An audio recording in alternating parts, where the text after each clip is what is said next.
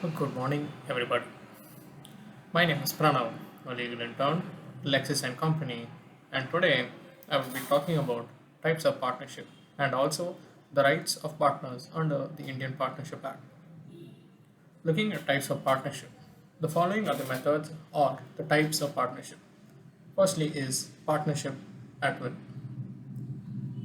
According to Section 7 of the Act, partnership at will is a partnership when there is no fixed period, when no fixed period has been agreed upon for the duration of the partnership, or there is no specific provisions as to the determination of the partnership agreement. The partnership will come to an end at the will of any partners. If a partner gives a notice that he likes to dissolve the partnership, then the partnership would be dissolved.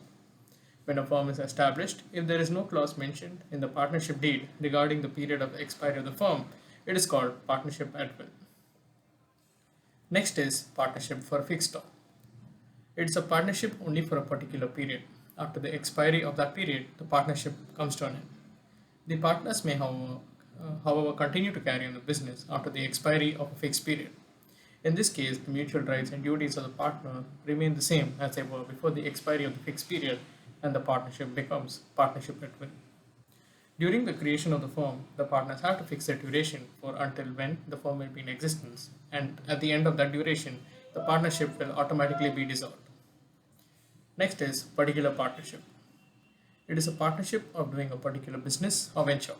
The partnership is continued even after the completion of that particular adventure, and then it becomes a partnership at will, and the rights and obligations of the partners will be the same as those in the original adventure or undertaking.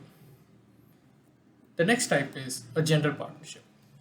If the objective of establishing the partnership is to carry out a business in general, it is known as a general partnership. It can be any business wherein the scope is not mentioned in the partnership deed. Next is a limited partnership.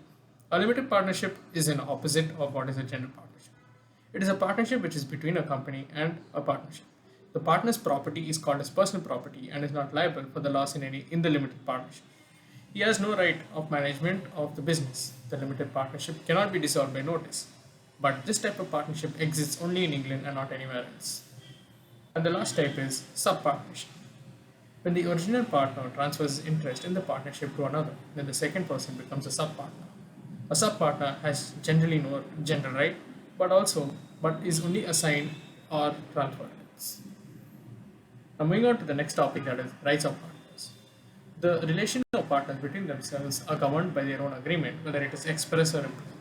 If there is no agreement, then the relation of partners regarding their rights and duties are governed by sections 9 to section 17 of the Partnership Act. First right is right to participate in the conduct of business.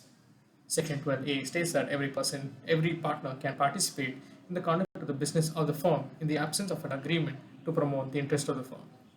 The general principle is that partnership business is the common business of all the partners. But this principle has two exceptions, namely, if a partner neglects or refuses to perform his duties, then he can be denied of his right to take part in the conduct of the business. Similarly, if there is unequal contribution or no capital contribution at all, then it can be a bar. To the right to take every part in the conduct of business. Next right is right to be consulted.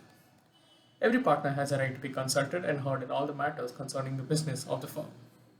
Changes in the fundamental nature of the business may be made only with the consent of all the partners. For other matters, if the partners have a difference of opinion regarding an ordinary matter, it may be settled by a majority of the partners. Let's look at an example. If the dispute is related to the admission of a new partner, the majority is considered. In case of other fundamental aspects of the business, approval of all other partners is required. Third right is right to share profits and losses. Section 13b reads as the partners are entitled to share equally in the profits earned and shall contribute equally to the losses sustained by the firm. Profit sharing ratio should be decided already and mentioned in the partnership deed. If the same is not mentioned, the profits of the firm will be equally shared. Next right is right to access as well as inspect the books.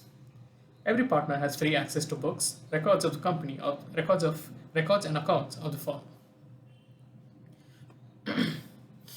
He can also inspect and copy them. However, he cannot carry them outside the company's registered office.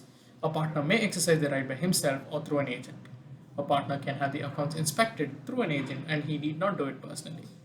They also have a right to take a copy of all the books of the firm. Next right is a right to be indemnified.